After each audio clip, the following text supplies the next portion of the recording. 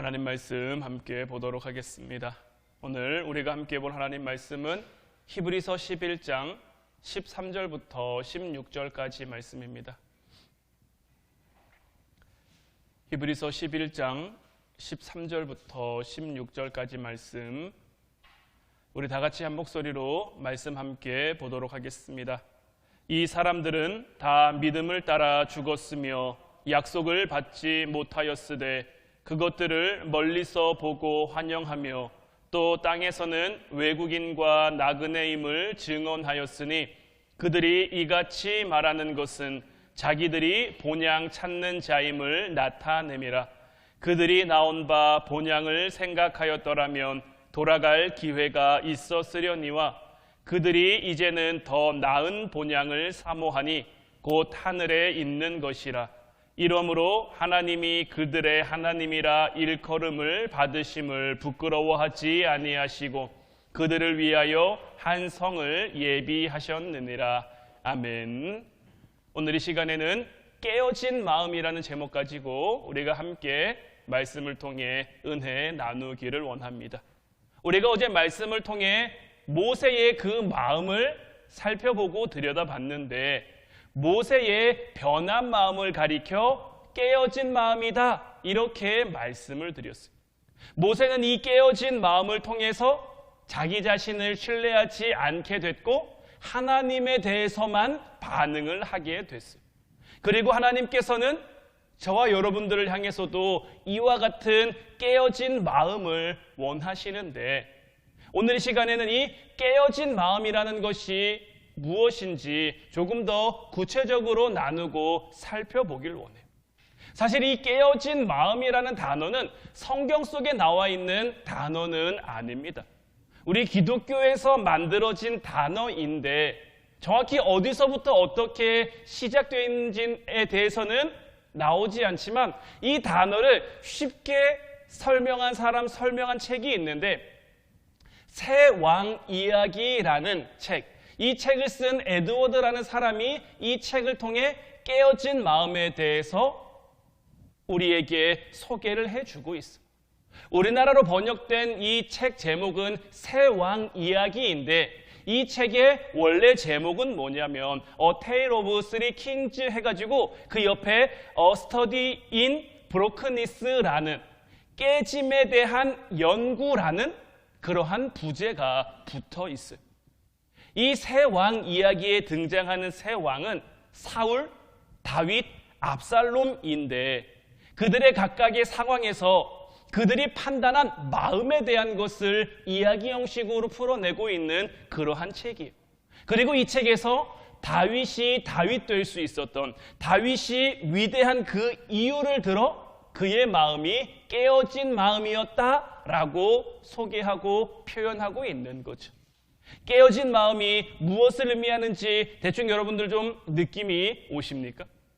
깨어진 마음이라는 것은 뭐냐? 하나님을 절대적으로 신뢰하는 그 마음이 어떤 나의 자존심도 아니면 경험으로 확신하는 것도 승리와 편리에 대한 어떤 기준과 인식도 그 밖에 나의 모든 것을 하나님 앞에 상대적으로 낮추는 것을 말하는 거예요. 하나님 앞에 내 모든 것들이 낮아지는 것, 하나님 앞에 내 모든 것들이 겸손해지는 것이 바로 이 깨어진 마음인 거예요. 이런 말을 들으면 그게 우리가 신앙생활하면서, 그게 우리가 믿음 생활하면서 당연한 것 아니냐 이렇게 생각하고 이렇게 얘기할 수도 있지만 사실 이것은 우리에게 굉장히 당연한 것은 아닙니다. 이거는 굉장히 어려운 차원이에요. 내 마음 이상으로 하나님을 신뢰한다? 이거는 우리가 쉽게 할 수 있는 그런 거 아니에요. 왜냐하면 우리가 알고 있는 이 믿음이라는 건요, 어떤 진보성을 가지고 있습니다. 우리의 믿음은 늘 미래지향적이길 원하고요, 어떤 이상적인 방향을 향해 나아가기를 원한단 말이에요.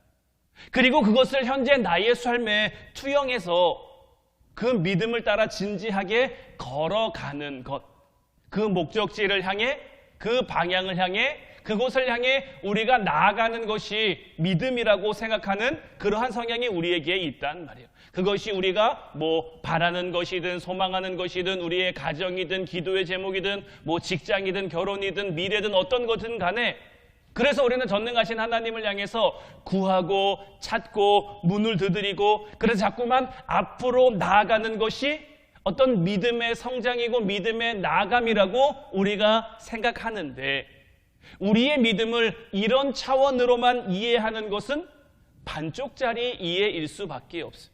왜냐하면 진정한 믿음이란 어떤 믿음이냐? 받아들임에 있는 받아들임의 믿음이 진정한 믿음인 거예요.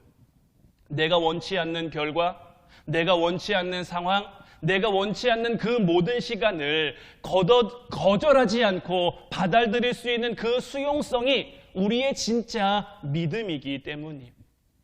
예수님 이 땅에 오셔서 예수님이 반드시 지셔야만 하는 그 모든 상황을 믿음으로 받아들이셨죠. 그것까지 나아가기 예수님에게도 힘들고 어려운 과정과 시간들이 있었어요. 그래서 겟세마네 동산에서 정말 땀방울이 핏방울이 되어 쏟아질 만큼 그렇게 간절하게 하나님 앞에 구했단 말이에요.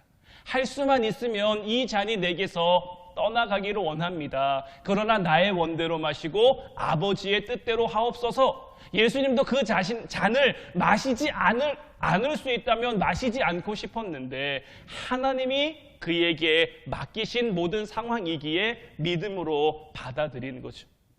우리가 바울을 위대한 사도라고 평하는 이유가 어디 있습니까? 그는 하나님께 구한 것보다 하나님이 모든 주시는 그 고난과 상황과 역경과 이런 것들을 다 받아들이는 거죠. 다윗이 그토록 향기 나는 이유도 하나님이 그에게 왕으로 기름 부어주셨는데 늘 도망다니게 하셨잖아요. 늘 쫓기게 하셨잖아요. 아들람 굴에 사는 그 아들람 굴을 감사함으로 기뻐로 받는 그 모습 때문에 다윗이 그토록 향기 나는 것이고요. 욥이 그토록 빛나는 것도 마찬가지죠. 요즘 저희가 그 성경 통독으로 욥기를 보고 있잖아요. 저는 욥기서를 한 번도 그런 느낌으로 들어본 적이 없는데 들을 때마다 그 욥의 울분을 토하는 그 마음이, 자기의 심정을 토로하는 그 마음이 굉장히 와닿더라고요. 그럼에도 욥이 이렇게 빛날 수 있는 것은 그 이유 없어 보이는 그 고난을 모두 다 받아들였기 때문이죠. 깨어진 마음이라는 것은 이런 받아들이는 마음에서 만들어진 우리 마음의 모양인 거예요. 하나님이 쓰신 사람들, 하나님이 택하신 사람들, 하나님이 함께하신 사람들의 그 삶을 들여다보면 이 눈부신 진리에 눈을 떴고 이 진리에 거하며 이 진리에 거하다 보니 세상적인 가치관들은, 세상적인 가치들은 다 분토로 여기며 살아갈 수 있게 된 거예요. 그들은 황량한 곳에서 향기로운 하나님의 선하심을 처절하게 깨닫고 그 선하신 하나님께서 주시는 모든 결과를 반가움으로 받아들인 것. 그것이 우리가 원하는 삶의 모양이나 우리가 추구하는 결과물이 아니라고 할지라도 그럼에도 불구하고 그들은 그 모든 것들을 감사함으로 받은 것. 그런 인식의 전환 속에서 변화되는 마음의 모양이 우리가 지금 계속해서 이야기하고 있는 이 깨어진 마음인 거예요. 우리가 2월 달에 기도회를 하면서 인생을 이해하는 방식이 중요하다고 말씀을 드렸었는데, 우리가 인생을 이해하는 방식이 중요한 이유가 바로 여기에 있는 거예요. 우리는 다 그리스도인이라는 호칭을 가지고 살아가죠. 그런데 세상 속에 많은 그리스도인들이 있는데 때로는 그리스도인이라는 호칭을 가지고 있지만 그리스도인답지 못한 모습이 그들을 통해 나타날 때도 있고요. 우리에게도 우리가 그리스도인이지만 그리스도인답지 못한 생각, 그리스도인답지 못한 마음, 그리스도인답지 못한 그런 가치관을 가지고 살아갈 때가 있단 말이에요. 그리고 우리가 이런 가치관을 가지고 있다면 우리는 결코 하나님의 선하심을 알 수가 없어요. 왜냐하면 우리가 그런 가치관을 가지고 있다면 우리는 우리가 원하는 것을 우리가 원하는 방법과 우리가 원하는 시간으로 주셔야 하나님은 선하신 분입니다. 하나님은 위대하신 분입니다. 하나님은 놀라운 분입니다. 이렇게 고백할 수 있기 때문이죠.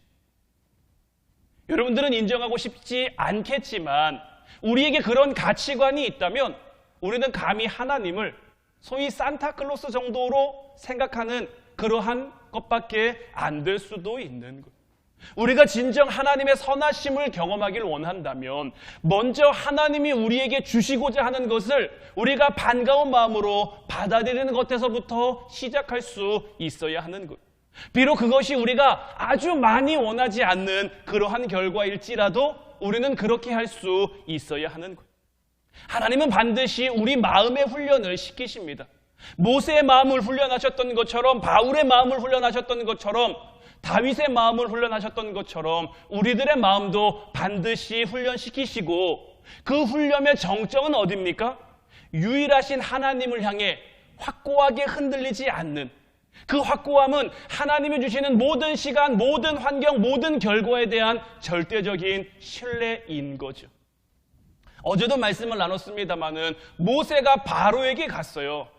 바로에게 가서 하나님의 백성, 이스라엘 백성을 애굽에서 나가게 해달라, 우리가 적과 꿀이 흐르는 땅을 향해 나아가게 해달라, 이런 요구를 하라고 했는데 말도 안 되는 거죠. 상황적으로, 논리적으로 도저히 받아들일 수 없는 그러한 이야기지만, 그럼에도 모세가 순종할 수 있는 것은 어디에 있습니까? 그의 깨어진 마음을 통해 하나님 말씀에만 반응하게 된 거예요. 그들이 길을 걷고 있어요. 반석을 치면 물이 나온대요. 한 나뭇가지를 던지면 쓴물이 단물이 된대요. 홍해를 향해 두 팔을 벌리고 서 있으면 홍해가 갈라진대요. 이러한 것들이 하나님을 향한 절대적인 신뢰가 없으면 그냥 쉽게 할 수 있는 그러한 행동이 아닌 거죠. 그렇기에 마음이 훈련되지 않은 사람은 하나님의 선하심을 결코 깨달을 수가 없는 거예요. 마음이 깨어지지 않은 사람은 절대 하나님의 놀라우심과 하나님의 위대하심을 경험할 수가 없는 거죠. 혹 내 마음이 깨어지지 않았는데 내가 그런 은혜, 내가 그런 축복, 그런 놀라운 경험을 누렸다면 그것은 나로 인함이 아닐 수도 있는 것이고요. 아니면 하나님께서 그렇게라도 우리를, 그 깨어진 마음, 하나님을 경외하는 그 자리로 우리를 부르시기 위함인 것도 있죠. 이 땅에 있는 사람들도 자신들을 훈련합니다. 이 땅에 있는 사람들이 자기를 훈련하는 이유는 어디 있습니까? 결국 자기 마음에 맺혀있는 뭔가를 쫓아 살아가기 위함인 거예요. 마음속에 맺혀있는 것들을 현실로 잉태하기 위해서, 돈을 원하는 사람은 돈을 향해서, 명예를 원하는 사람은 명예를 향해서, 권력을 원하는 사람은 권력을 향해서, 인기를 원하는 사람은 인기를 향해서, 그것을 향해서라면 세상이 주는 어떤 가치관을 받아들이는 것도 주저하지 않죠. 여러분들, 명품이 왜 명품일까요?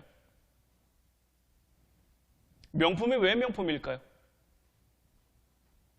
우리가 명품을 명품이라고 부르는 이유는 사실 유명한 디자이너가, 정말 실력이 좋은 디자이너가 만든 제품이기 때문에 명품이라는 단어를 붙이는 거죠. 그리고 꽤 많은 사람들이 명품을 좋아합니다. 그런데 여러분들, 명품을 명품으로 알고 좋아하는 사람은 얼마나 될까요? 정말 내가 들고 있는 것이 어떤 수고와 어떤 노력과 어떤 가치와 이런 것을 가지고 있는 것하고 아는 사람들은 얼마나 될까요? 저는 여러분들이 어떤 명품을 갖는 것에 대해서 나쁘게 생각하지 않습니다. 저는 늘 여러분들에게 말씀드리지만 여러분들이 할 수만 있는 대로 좋은 차, 좋은 집, 좋은 옷, 좋은 것 들고 다녔으면 좋겠어요. 그런데 다만 여기에서 저는 여러분들이 이렇게는 생각하지 않았으면 좋겠어요. 내가 이걸 들어야 내가 더 가치 있어 보여. 내가 이걸 입어야 내가 더 빛나 보여. 내가 이 정도는 타야 그래도 내가. 여러분, 이렇게는 생각하지 않았으면 좋겠어요. 어떤 나의 높아진 어떤 그런 프라이드를 해주기 위한 그런 명품이어야 되지, 그 명품으로 인해서 내 가치가 올라가고 내 어떤 존재의 의의가 올라가고 이렇게는 여러분들이 여기지 않았으면 좋겠다라는 거죠. 성경 속에서 삶의 방향이 정확했던 그 하나님의 사람들을 살펴보면 그 하나님의 사람들이 가진 그 자신감은 어떤 내가 무언가를 가지고 있느냐 가지고 있지 않느냐 그 소유의 유무가 아니었어요. 우리가 말씀 나누기 전에 찬양으로도 고백했습니다마는 성도는 무명하지만 유명한 자고, 모든 것이 없는 것처럼 보이지만 모든 것을 가진 자인데, 왜냐하면 그들에게는 하나님이 있기에, 하나님의 사람들이 가진 그 자신감은 유연함에 있기에, 하나님이 나에게 이런 상황을 허락하셔도, 하나님이 나에게 저런 상황을 허락하셔도, 하나님께서 나에게 이것을 주셔도, 아니면 하나님께서 내게서 이것을 가져가셔도 그 유연함으로 하나님을 바라볼 수 있기에, 모든 상황은 하나님의 선하심으로 이루어짐을 내가 알고 깨닫고 고백하기에 그 모든 상황 가운데 자신감 있게 살아갈 수 있는 거죠. 그들은 깨어진 마음을 통해 유일하신 하나님의 선하심을 바라보니까, 그래서 믿음이 흔들리지 않으니까 아주 반가운 마음으로 낮아진 자리에도 기꺼이 갈 수 있는 것이고요, 아주 가벼운 마음으로 혹 누군가 나를 잊혀지는 곳에 가는 것도 두려워하지 않는 것이고요, 아주 기꺼운 마음으로 고생스러운 그 자리에 가는 것도 마다하지 않을 수 있는 거죠. 다윗이 사울을 피해 도망했던 그 순간들을 여러분들 떠올려 보세요. 다윗은 도망자예요. 사실 도망자라는 것은 늘 불안하죠. 늘 쫓기는 삶이죠. 그런데 성경 속에 나타난 다윗의 삶을 보면 그렇게 쫓기는 것 같지 않죠. 늘 자신감이 있고 늘 하나님과 함께하는 그 여유가 그에게 있단 말이에요. 이방 군대들에게 쫓길 때도, 심지어는 아들 압살롬에게 쫓길 때도 다윗에게는 이런 자신감이 있는 거예요. 바울의 감옥 생활도 한번 생각해 보세요. 바울의 선교 활동도 한번 생각해 보세요. 수많은 오해 가운데, 수많은 비난 가운데 태장에 맞고 채찍에 맞고 돌에 맞고 굶고 헐벗고 이런 모습이 태반이란 말이에요. 심지어 그 시대에는 아무도 바울의 위대함을 알아주지 않았어요. 그런데 바울이 위축됩니까? 바울이 주눅듭니까? 그 모든 삶의 자리 가운데 그는 찬양하며 나가는 거예요. 그는 감사하며 나가는 거예요. 바울의 모습에 이런 자신감 어디서부터 비롯됐겠습니까? 하나님의 사람들이 갖는 이 자신감은요, 이미 이긴 싸움을 싸우는 용사와 같은 그러한 모습인 거예요. 그들은 하나님의 선하심에 대해 흔들림이 없는 거예요. 그래서 원치 않는 결과가 이루어져도 오늘 본문 말씀과 같은 고백을 할 수 있는 거예요. 오늘 본문 말씀을 다시 보면 이 사람들은 다 믿음을 따라 죽었으며 약속을 받지 못하였으되 그것들을 멀리서 보고 환영하며 또 땅에서는 외국인과 나그네임을 증언하였으니 그들이 이같이 말하는 것은 자기들이 본향 찾는 자임을 나타냄이라. 그들이 나온 바 본향을 생각하였더라면 돌아갈 기회가 있었으려니와 그들이 이제는 더 나은 본향을 사모하니 곧 하늘에 있는 것이라. 이러므로 하나님이 그들의 하나님이라 일컬음 받으심을 부끄러워하지 아니하시고 그들을 위하여 한 성을 예비하셨느니라.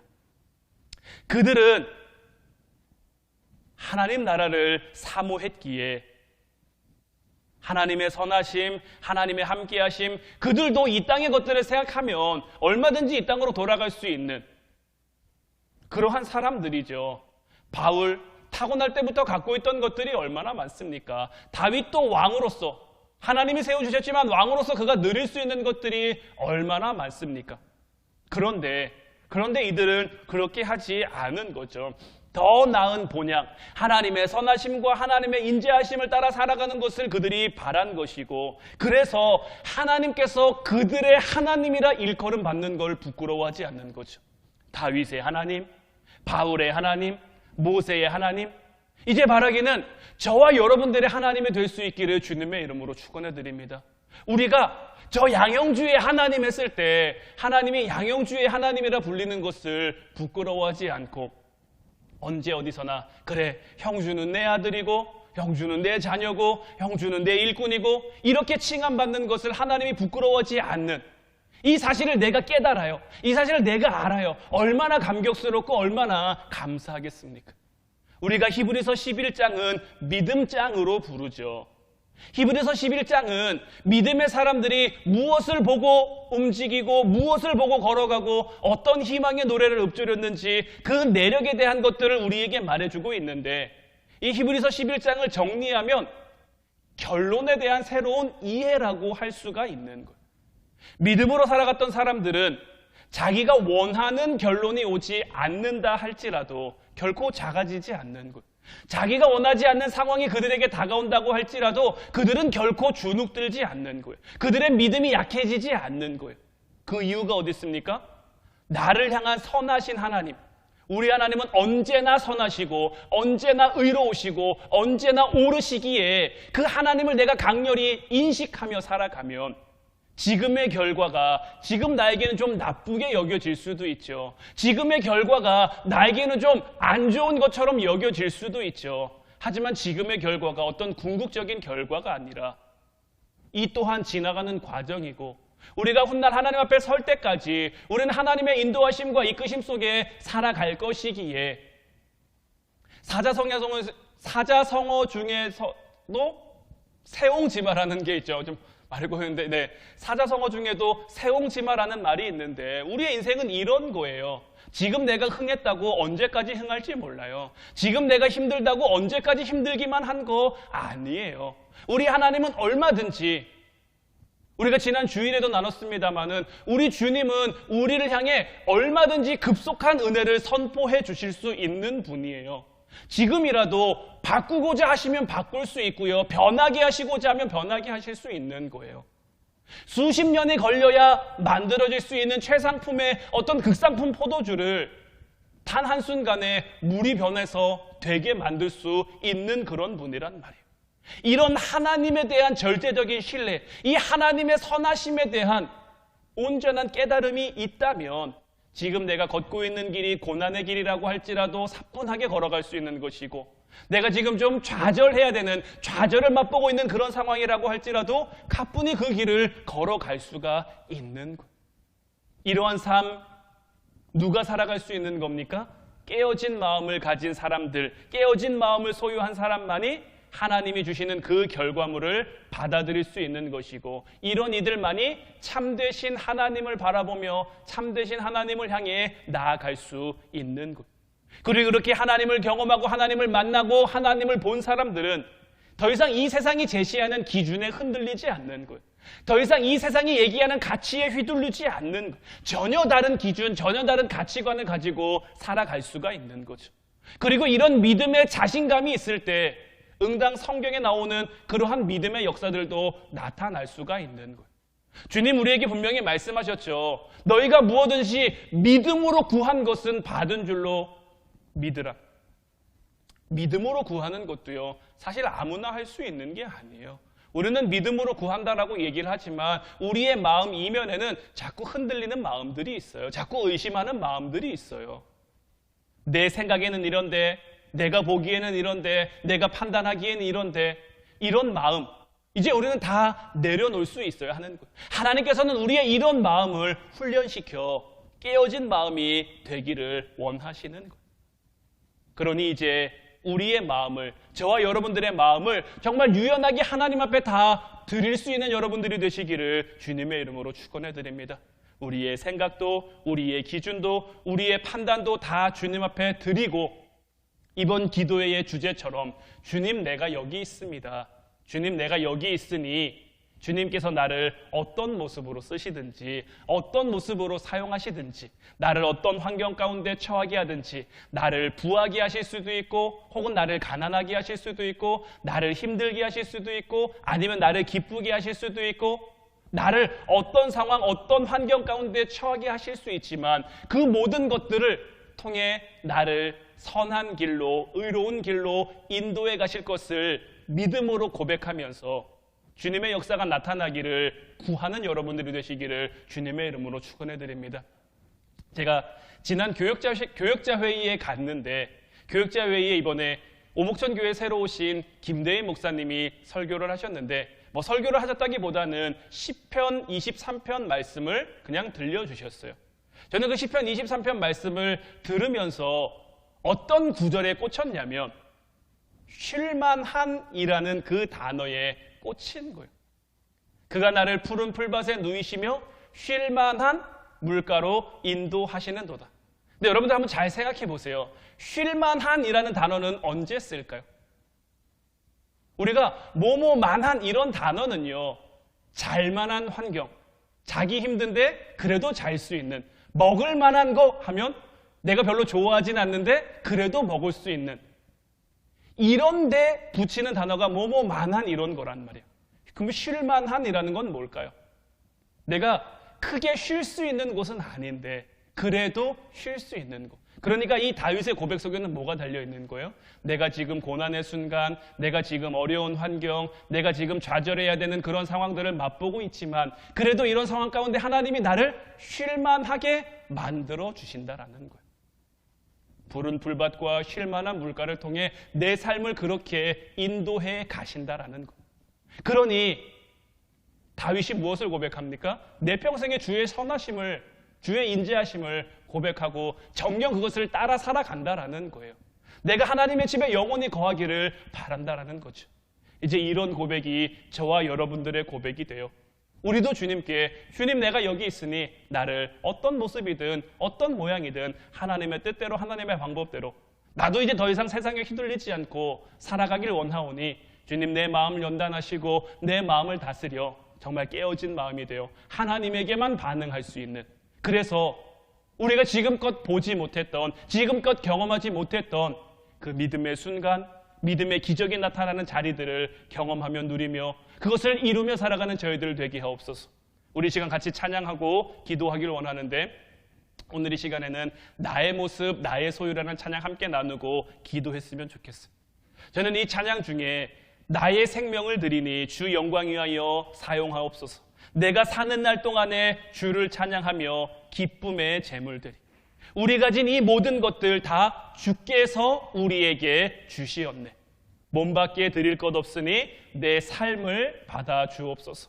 이 고백, 이 찬양의 가사처럼 우리도 이와 같이 고백하며 정말 우리의 삶이 이런 삶 될 수 있기를 같이 기도하길 원합니다. 우리 찬양하고 같이 기도하도록 하겠습니다.